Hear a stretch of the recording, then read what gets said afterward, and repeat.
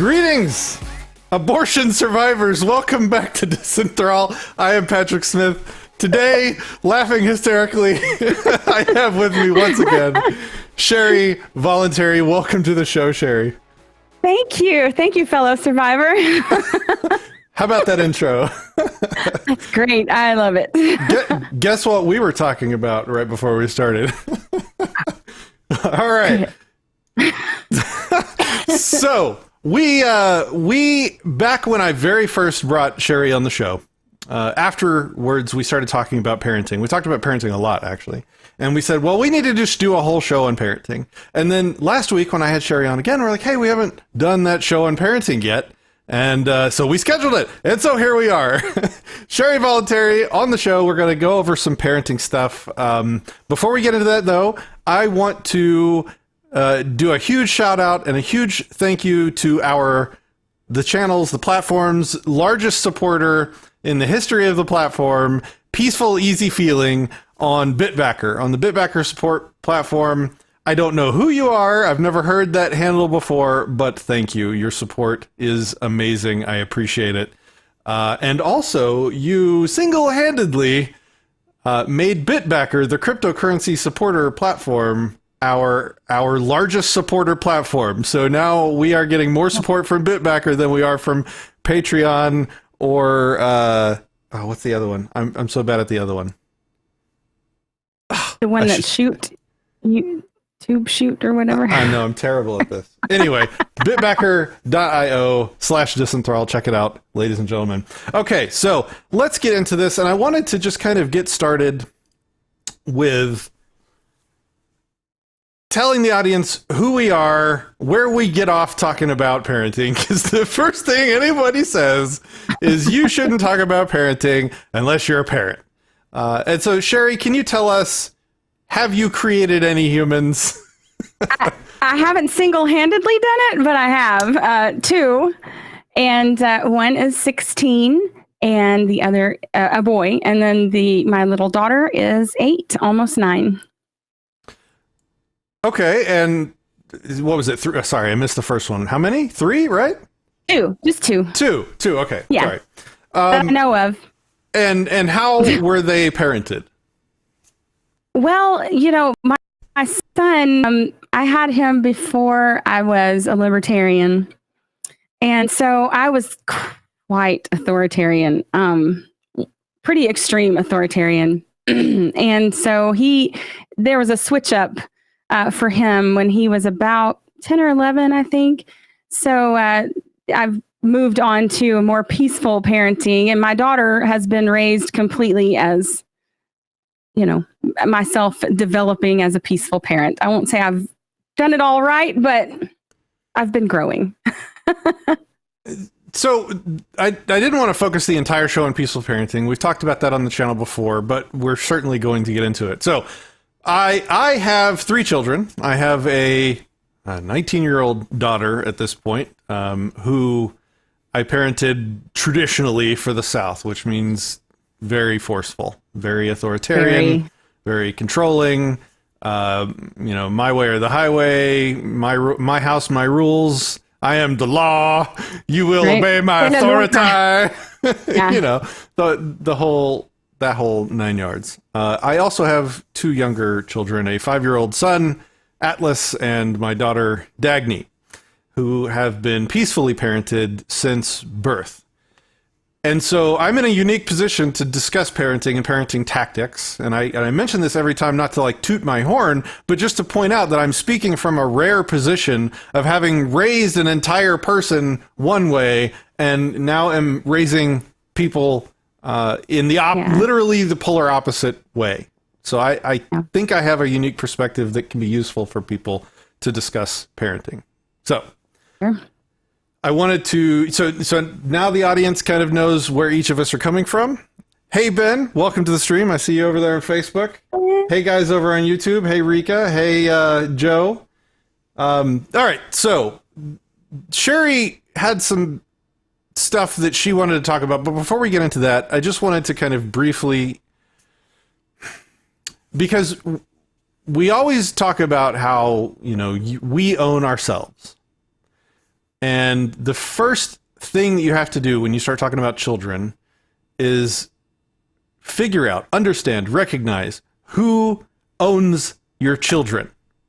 This is like core fundamental stuff for applying right? all ethics to children. Oh yeah, the government, clearly. So Sherry, do you want to kind of like who do you think owns your children and why? Well, I would say that since my children are people, they own themselves. But I feel like, you know, there are many tyrannies in life, and some of them are biological, and we can't escape them. And the fact that children are born not being able to care for themselves and fend for themselves and make the best decisions means that as a parent, I hold their rights in trust. And I take that seriously as it's a trust, and I'm to respect that little individual. It doesn't make them less important or have less rights than me because they're little. But as a parent, I think I would be remiss if I just allowed them to, you know, learn the hard way, everything the hard way, and really didn't care for them. That's my job. That's what parents are for. So I feel like you teach your children, like I teach my daughter.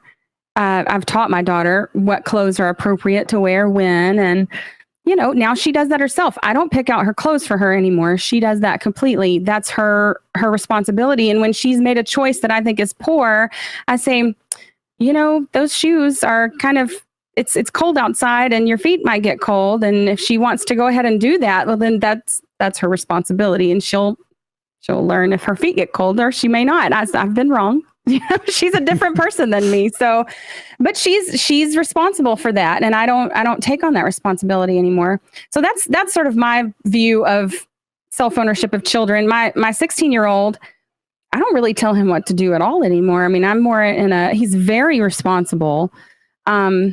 He works, you know, he's saving for a car. He's doing all these things. But he does them like, I trust him more than I trust myself, honestly. Like he's so responsible. And so I feel like I'm more in a capacity of giving advice, giving guidance and direction, but he doesn't need me to tell him what to do. So I don't. That's sort of my philosophy. So like, I've been stewing on this show for about, I don't know, it feels like 6 or 9 months. Like I've got this rant that has just been percolating, and I'm not sure when it's appropriate in this discussion to kind of bust into it, but it's from some multiple arguments that I've been in about peaceful parenting over these past 4 to 5 years that I've engaged with people on it. I'm going to get started on the rant. Bring it, Patrick. I can't wait to hear it. So people's first reaction is 100% of the time emotional. It is always not only are you just being a negligent parent by not spanking, by not harsh punishment, or, you know, like putting them in a timeout cage or whatever, and laying down the law and being an authoritative figure that demands respect, you know, all that kind of stuff. Not only are you just being negligent, but you're being an abusive parent by doing that stuff, because the world we live in has authorities, and if you don't respect and obey those authorities, then you will suffer the consequences. So if you're not raising your kids like that, then when they grow up, they're going to get destroyed by the system. They're not going to know how to operate within the system. So it's negligent, abusive parenting to raise children in such a way as they are completely ill-prepared, unprepared for the real world. The real world is like, right. Those two words is like the bane of my existence rhetorically lately. Right. They're said so often and they mean so little.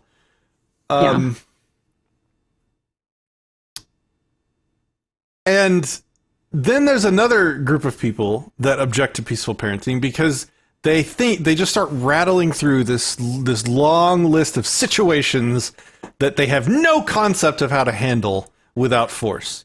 Whoa, what if your kids, you brought this up before the show, but it was actually an example I was going to use because it comes up every single time I have this talk with somebody.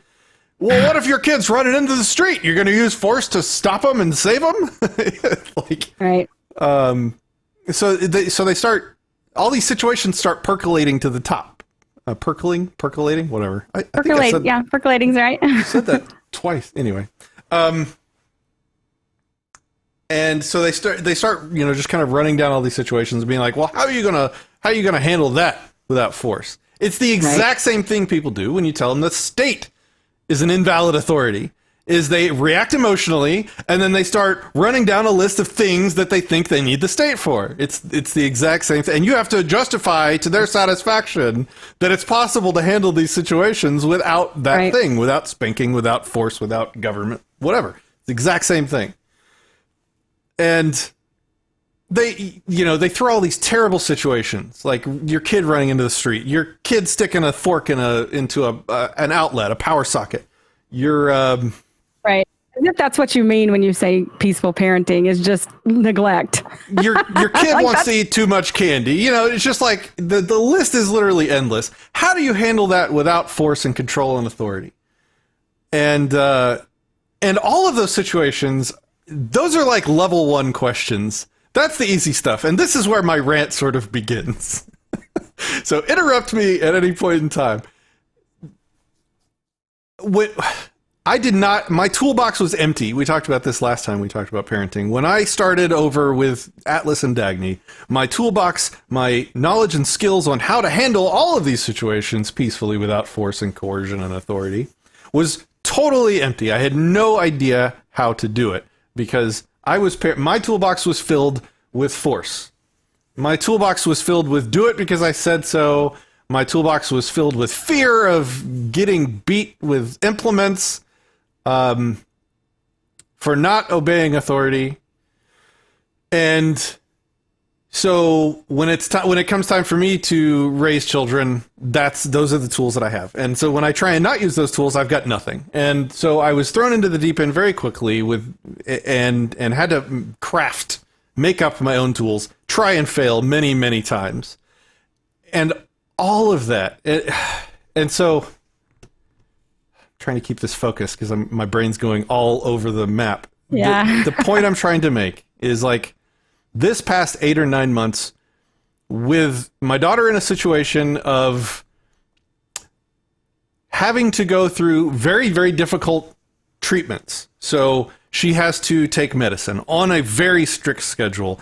The medicine tastes like utter garbage. Like we taste it just so that we can empathize with what she's going through. It is insane to me. It's like 2019 and we still can't make medicine taste good. I don't get it, but it tastes like crap. And to a 4-year-old mind, that is an insurmountable task. And, she's got to have a tube in her nose. This is a great example. So like, and I'm not trying to bring the show down. That's not my goal here. My goal is to like all this stuff like how are you going to make sure your kid eats well? How are you going to make sure your kid doesn't run in the street? How are you going to make sure they don't stick a knife in a power outlet? This is all so easy compared to here. How about this one? Convince your 4-year-old that she has to let a couple nurses like hold her arms away from her face while they jam a tube all the way down her nose through her sinuses and into her stomach. Fully awake and unanesthetized. Now we're talking about a challenge. How are you going to do that without force? How are you going to convince and negotiate and talk through a 4-year-old brain into doing that stuff? I am sitting here telling you, people on the internet, that it is possible. That if I can parent peacefully through this, that there is no excuse. There is no excuse. There's no situation. There is nothing. There is no justification for using force for controlling your children. If we can do it through this, then shut the fuck up and stop beating your kids. Yeah. That was my rant. I think, no, that's great. I think that, the hard part that people don't understand is because they haven't built the relationship of trust that it takes to be able to do that with a 4-year-old brain. So they're coming from a position of they've probably parented in an authoritarian style. And so they don't have the kind of trust and the kind of dialogue that you have with your children that makes it available to do that. So for them, it's like this chasm that they can't figure out how to get across.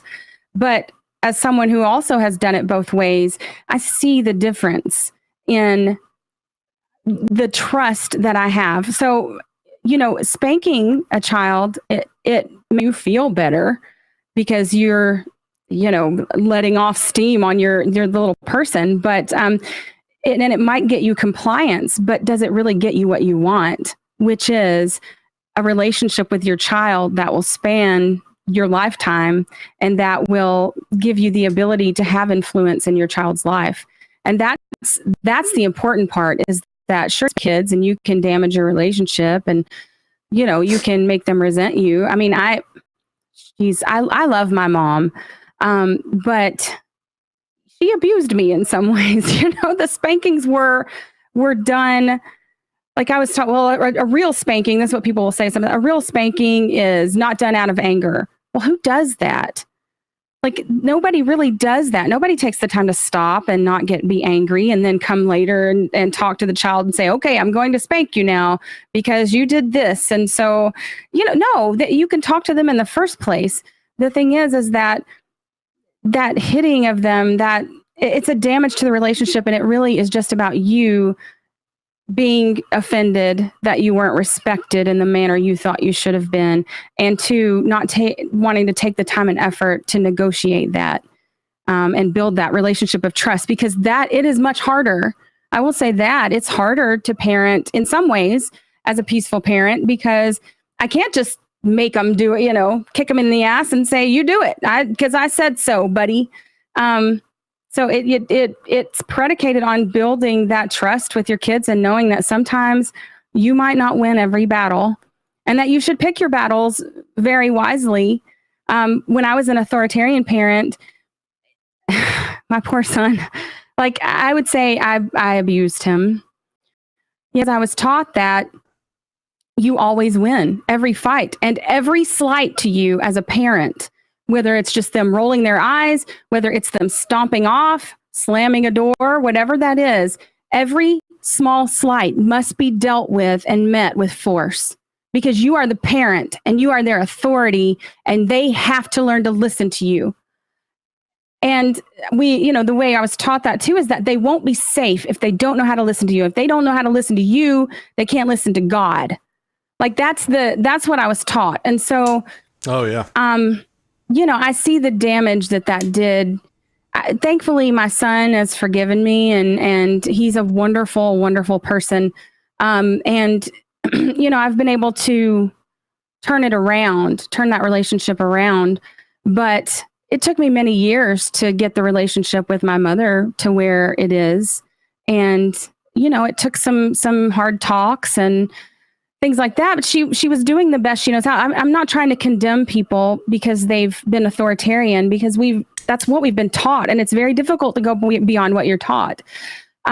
But there is a better way. And it's a way that actually gets you the result you want, which is a sweet relationship with your babies. Like what's the point of having, relationships with anybody else in the world if you can't have a sweet one with your own kids? And so that's, I lose my temper. I'm not perfect. Like I yell. Like I'm still trying to be the best parent I can be, and I don't expect perfection from people.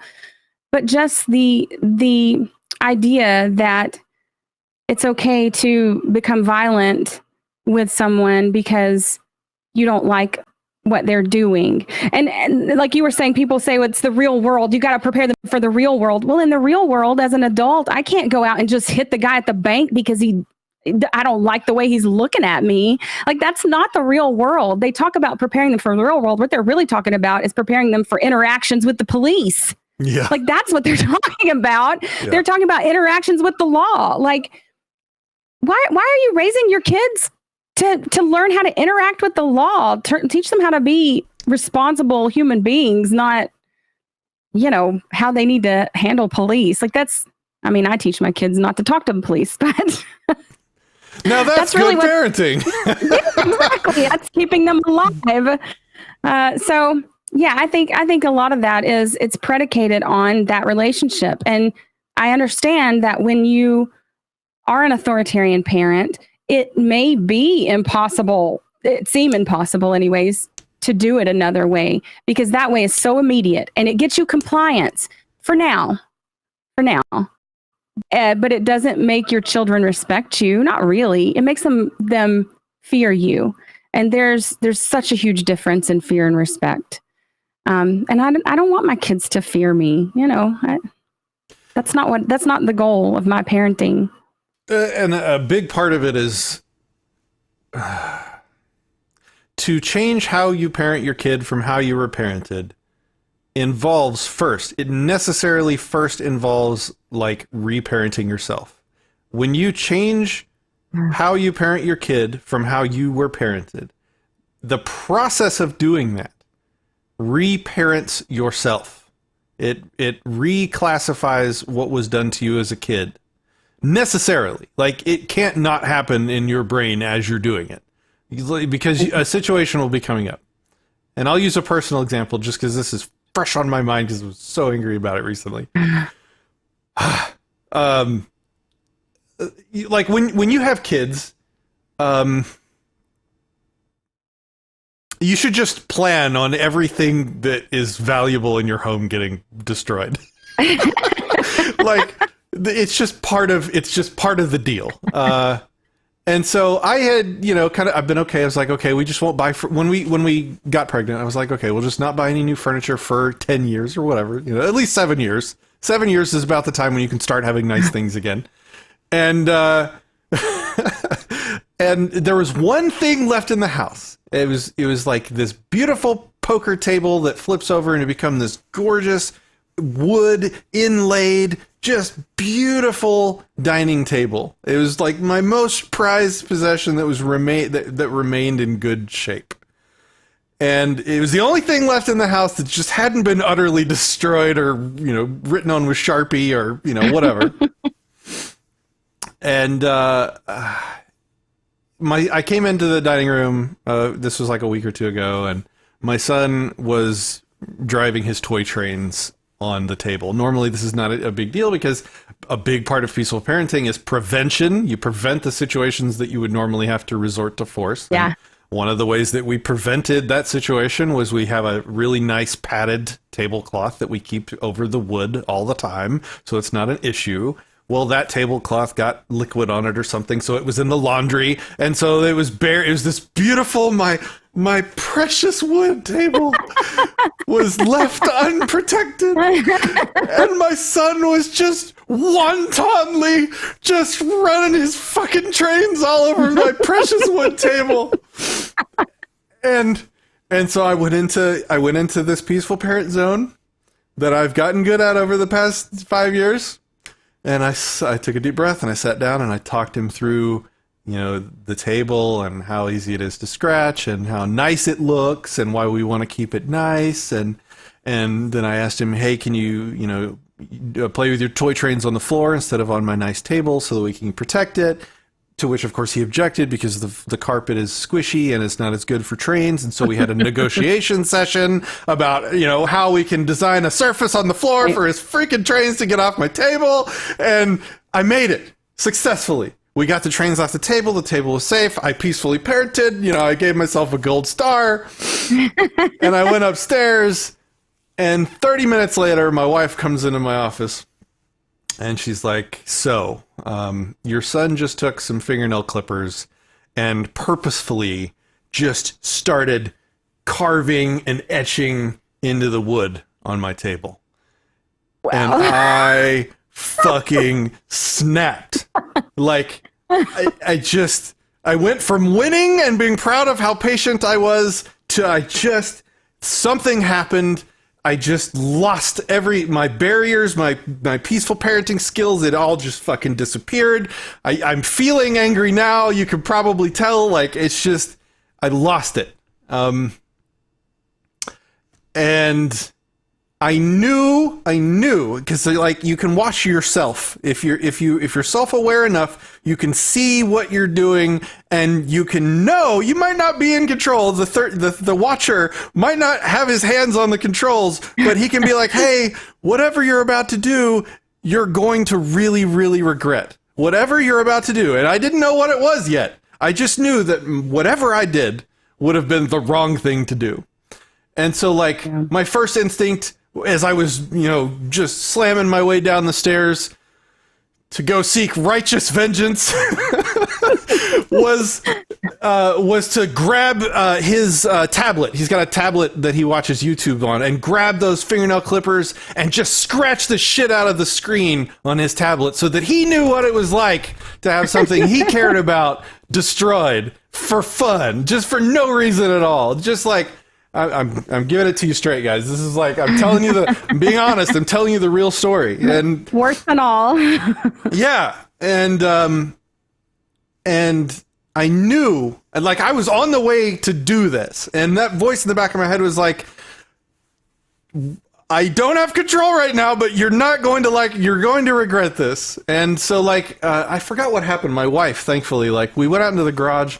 And like, I'm yelling, and I'm like, and I told her, because I'm like, I'm not mad at you, I'm not yelling at you, but I'm just so angry. Like, I was like, all of my stuff that I care about in the house has been destroyed over the past 5 years. The table is all I have left. Just like, it's so stupid in retrospect, but in the moment, you're just so angry.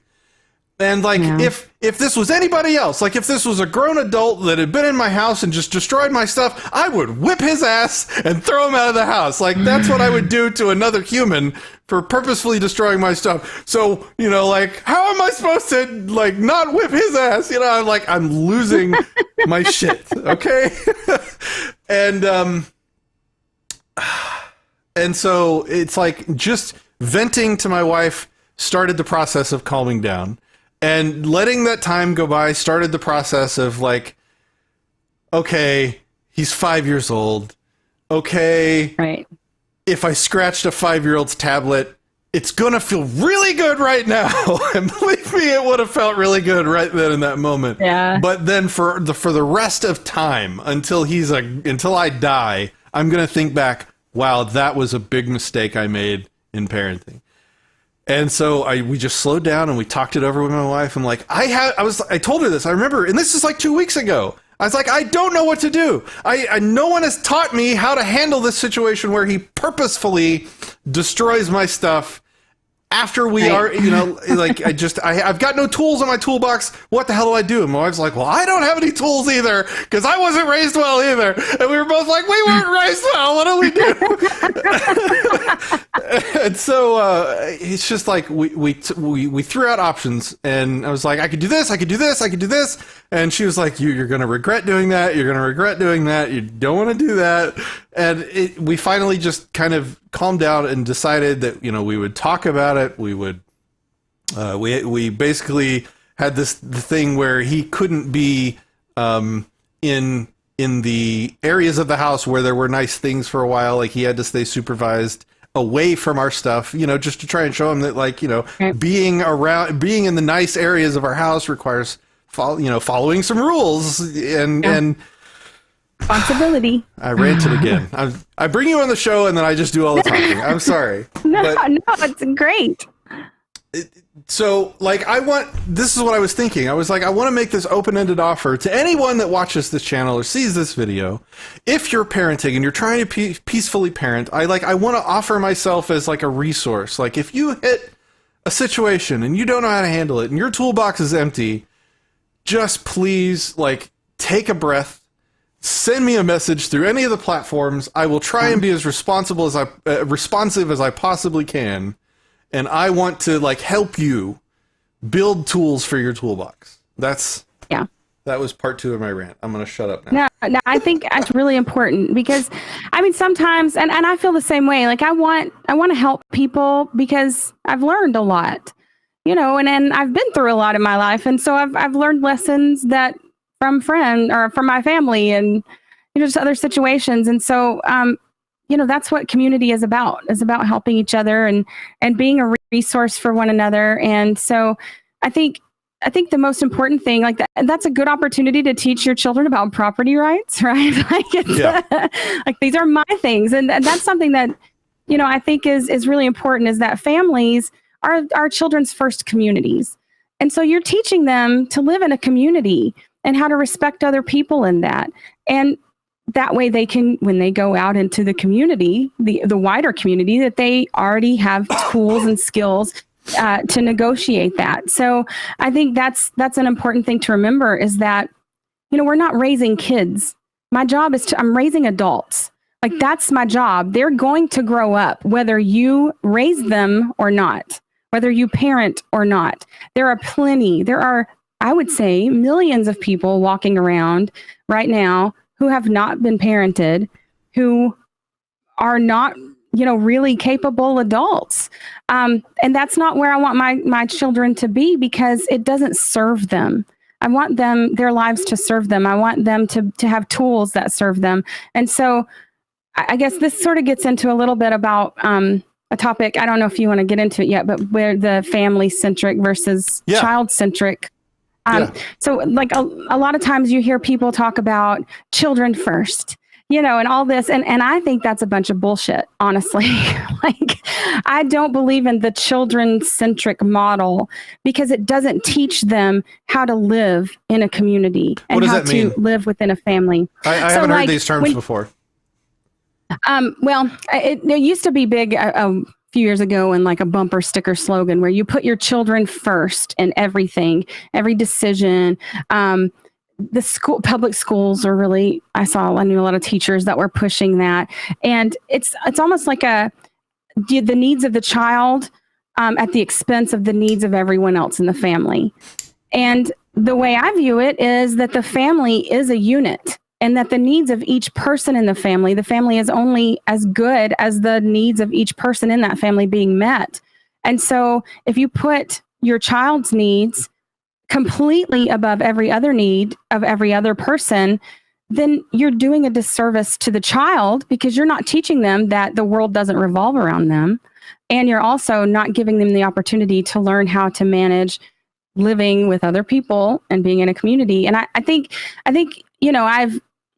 don't like you in real life. I haven't met you in person as far as, whatever. But from what I know of you and from our conversations, I know that you guys do a really good job. I've really admired this about you and your wife, that you're trying to keep your life amongst all this insanity, trying to keep it as normal as possible, because it serves your children and it serves yourself. It serves your family as a whole. And while your daughter is facing something that her needs that's going to happen sometimes, where the needs of one person in a family are going to come first. You can't completely neglect your son or your relationship with your wife. So those things have to be negotiated, and they have to be, of course, parents, we have a little bit more perspective in life. So sometimes, yes, we have to put what we want on the back burner so that we can do our job as parents and take care of our children, but those needs can't go just unmet. So I think that's a really important difference to make, in that how we view our families. Do we view our children as the center of our world? I mean, I love my children dearly, but I try to teach them that mom has a life too. Outside of you, I'm a person that's not just a mother. And so when I'm working and you have something you want to tell me, then you need to respectfully interrupt or say, maybe this is a good time, or maybe this isn't a good time to do this now. Maybe I can talk to her later.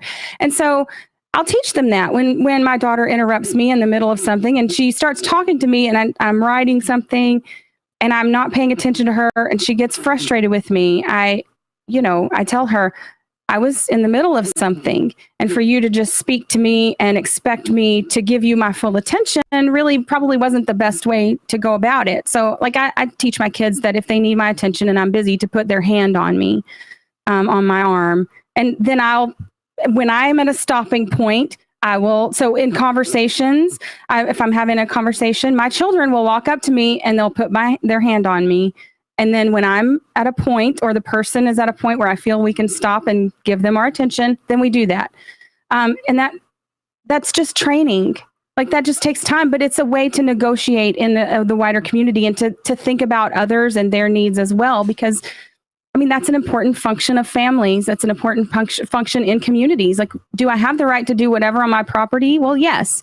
But would I want to do something that makes my neighbors feel miserable? No. So I need to think about those things as well. So I think those are all things that families do, that families should do, is they should teach you how to be a good, responsible adult person. Yeah. And one perspective that I think some people struggle with, even after they start trying to peacefully parent, or, parent as voluntarists, is the relationship is one of an involuntary commune as far as the kids. Like, they didn't pick you, they didn't pick your house, they didn't pick your rules, they didn't choose you as parents. Biological tyranny. It just is what it is. We can't change it. You created them. They didn't have a choice in the matter. And so, while you have to find a way to strike a balance where you both teach them that, look, this is my home. I work hard to pay for it, and I'm going to control it because it's my property. And one day, and so I'm going to do that so that one day when you're an adult and you own property, you'll know how to properly administrate it. That said, like, maybe if I had my way, there wouldn't be toys all over the downstairs of my house right now. Yeah, exactly. But I recognize that, they're not here by choice, and I've got to be flexible. Yeah. Like, they live here too, and they didn't get a choice in the matter. Yeah. Yeah. And that's the thing with my kids. Like, I'm just like, and my kids are a little older, right? My kids aren't 4 and 5. So they're older. They're more capable of going, you know what, I shouldn't leave my shoes right here for mom to trip over because she's a klutz. Like maybe I shouldn't do that. So that's something I expect them to think ahead of time. And I go crazy telling my children the same thing over and over again, just like everybody else. It's not that they're perfect or that I'm perfect, but the point is that it's like the 80-20 rule. And I remember Franklin Covey, the guy who wrote the 10 Habits of Highly Successful People. He has like 1 billion kids. He's a Mormon. He has all these kids. And I heard him on a show one time talking, or maybe it's in the book. He's talking about how a plane flies. So people think of a plane as it takes off from Chattanooga and it lands in New York, and it drives this, or flies this straight path. But that's really not how planes fly. The pilot is constantly correcting back to the path. You're constantly getting off the path. So I think as a parent, that really applies to parenting as well, is that, we get off the path. Like, we're human, and we have a million other things in life as well. So it's about the constant corrections, the little corrections, and also being corrected. Like, there are plenty of times that my kids correct me. Just recently, my son said to me, something. I was dealing with something with my daughter, and I don't really remember what that was, but I do remember what my son said to me. He said, "Mom, is this really that big a deal? Do you really need to be this upset with her?" And I was like, dang it, you know what? You're right. I don't. This isn't that big a deal. You're right. And so that helped me, but I can be corrected. I never would have been able to do that as an authoritarian parent. I would have seen that as disrespect, I think. I think I would have been highly offended. So only tell me, the parent. Yeah, only an equal relationship could give you advice on something that sensitive. Like, only like my wife or a very close friend could be like, "Hey, I'm going to judge your behavior a little bit right now." Like, the traditional parent-child authority subservient role, that would never, that would be an insult. Like you said, that's a very good point. Yeah. I like what you said about, like, there's self-forgiveness in there too. So, like, I remember for the first year and a half of my child's life. Sorry, did I interrupt? Were you not finished? Sorry. No, that's fine. I was saying, I was agreeing with you. For like the first year and a half, I think my son was like a year and a half or 2 years old, and I was still able to proudly puff up and tell people my children have never so much as heard one adult yell at another. And first of all, that's fucking mind-blowing for a lot of people. Like, they just can't imagine having that kind of space in a home. That was big. Peace. Yeah. Now, sadly, we made it to about 2 years before somebody got yelled at. And, that was kind of a big deal. And there's self-forgiveness involved. You have to accept what you did, not allow it to continue happening because it's now, you know what I mean? Like, it still has to be unacceptable, but you also have to, like, self-forgive and buck up and move on. But that's teaching your children as well, that they can forgive themselves. And when a parent apologizes to a kid for bad behavior, that is one of the most powerful lessons that you can teach by doing. So, yeah, I think that's a really important point, because with my son, who was parented so harshly, and I really was harsh, like y'all don't even know, that I took him, like, I realized that there was a lot of resentment in him about how my daughter was parented as opposed to how he was parented. He would say to me, "You would never let me get away with that, Mom. I would never been able to get away with that." And I was like, "You're right. You're absolutely right. But I'm a different person now. I'm a different parent than I was. And I understand that." So I took him on a walk. I think he was like 11. And I just took him on this long walk one day. And I just talked to him about it. And I explained, this is what I was taught. And I'm sorry that I've been for the parent that I was to you. I'm really sorry for the things that I did as a parent. And I'm asking you for your forgiveness. And he was wonderful enough to forgive me, but it took us doing that and talking it through and letting him tell me how he felt about those things. And it was really hard on my children's relationship for a while between each other, because my son really resented his little sister because she had a lot more freedom, and she wasn't constantly getting smacked and things like that. So I saw the damage that just like, I don't know how many years of his life till he was 6 or 7. Maybe a little older than that. Anyways, I saw the damage that authoritarian parenting did, not only in our relationship, but in the relationship of other members of the family with his little sister, because of this resentment that he had, that why should she get away with that? Why should she not have punishment? And it takes time, and it takes that self-forgiveness, but talking to him, I think that's how our kids learn so much. Like the old saying that people learn by what you do, not, or how you live, not what you say, or whatever that thing is. Maybe you know what I'm talking about. But do as I say, not as I do. Yeah, sort of. But they say they learn not by what you say, but how you live. That's the thing, and that's true to a big extent. Kids know when you're a phony. Yep. And they will call you on it. And so living that way and holding yourself to that standard, and also your kids holding you to that standard, and, recognizing when you've blown it and apologizing. That's what I would do for any adult. Why would I do any different for my children? This is the most precious relationship, it's my kids. Why would I not do that for them? And I think a lot of people get their priorities actually kind of mixed up. They put their friends and everything else and what they are going to think, and the things they want to do with them above their relationship with their kids sometimes. And I really I want that to be just the sweetest relationship, because that's like you said, they didn't ask to be brought here. And Rika says actions speak louder than words. That might have been what you're thinking. Yes, thank you, Rika. Yeah, so they really learn from everything we do, and if we're hard on ourselves, they're hard on themselves. I have learned so much as a woman about the things I say about myself, and the mean self-talk that I give myself, how it's affected my daughter.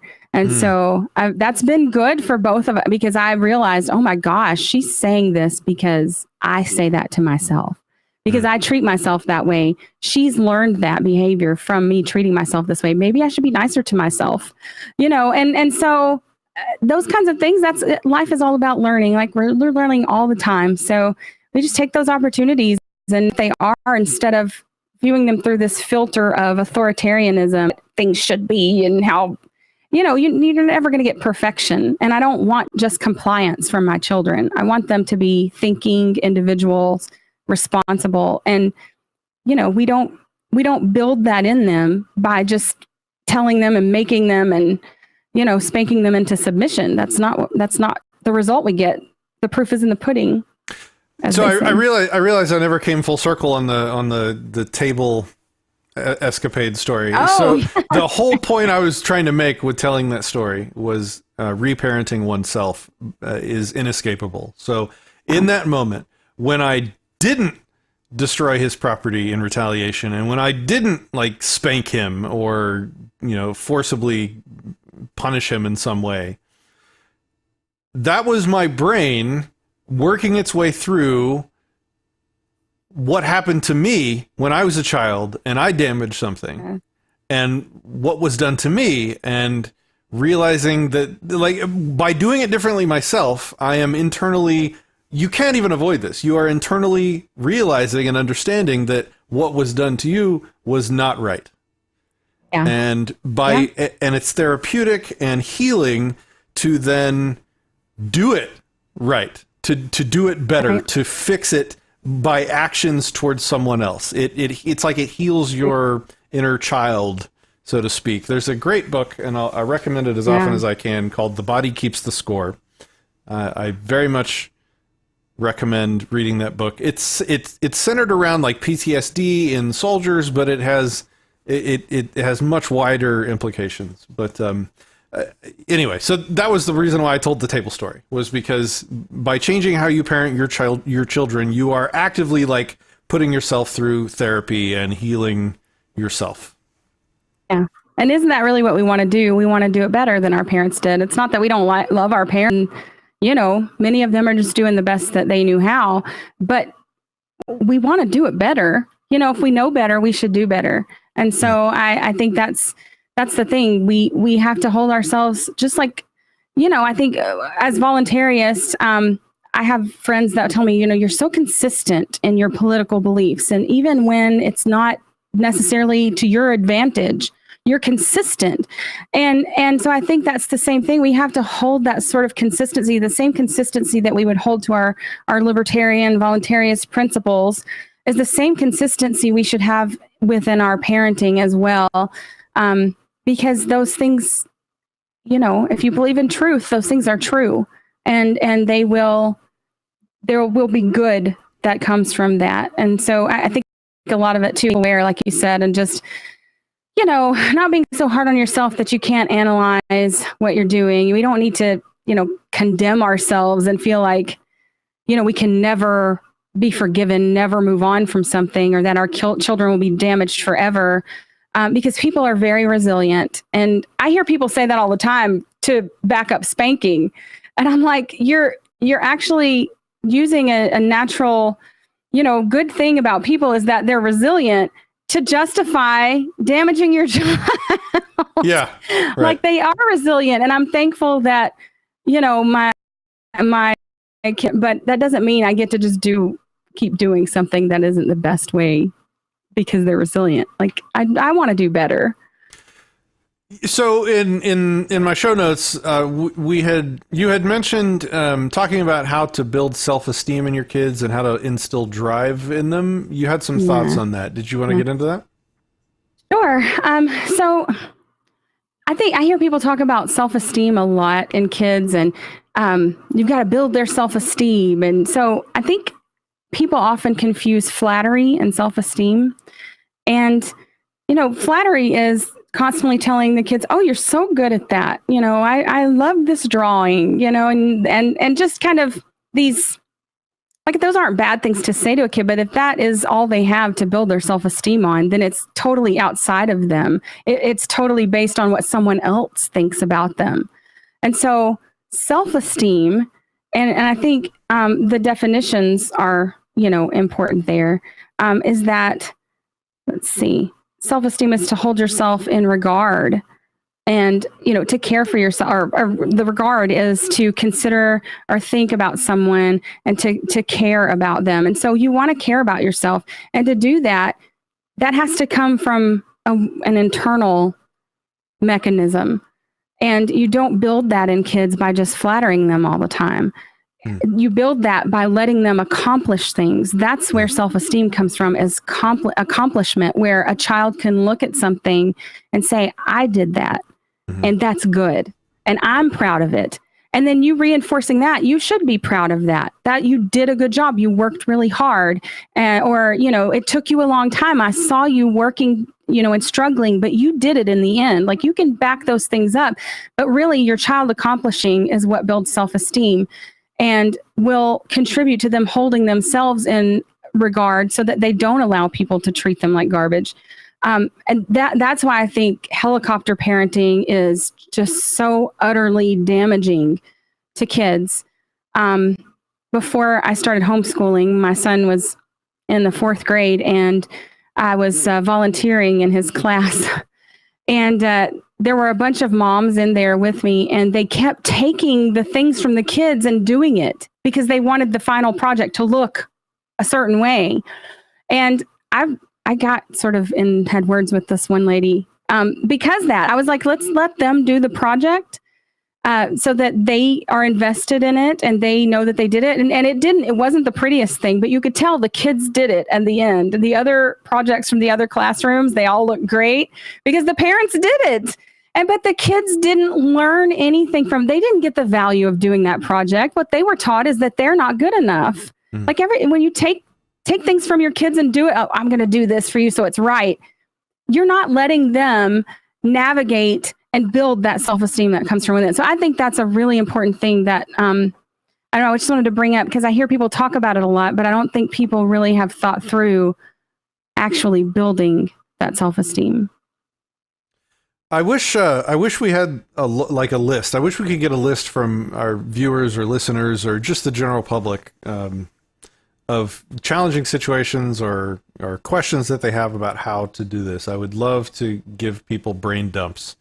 And that's the biggest thing. Like I'm so frustrated even to this day with, a lack of tools in my toolbox, and I want to help other people, fill theirs, because like for the first time in history, at least in my family line, my genetic lineage, the violence has stopped. And it's very unlikely that my kids are going to then grow up and start spanking their kids. Like this is a hallmark moment. Not a hallmark moment. This is a watershed moment in my genetic line, one that I'm very proud of. Yeah. And like, I want to make sure that my kids, have tools in their toolbox. Well, they'll get it by default. That's the thing. You get your parents' tools by default. They're built in. They're like pre-installed in the operating system. And that's the great thing about having a community is that you can go to people and say, gosh, I really don't know how to handle this. What do you think? What's your, and a lot of times because they're not emotionally involved in what's going on, they have a different perspective and can really help. But that's the good thing about knowing there are people that are willing to help out and that you're not really alone in it. And we want a peaceful world, right? We want a world where people aren't just running roughshod over others and that there's a respect for individuals. And that's where a lot of libertarians, that's one of the greatest things you can do to contribute to that world is raising kids who actually know how to live without aggression on a consistent basis and live without coercion. So I think that's a huge contribution that a lot of people don't even recognize that they're making.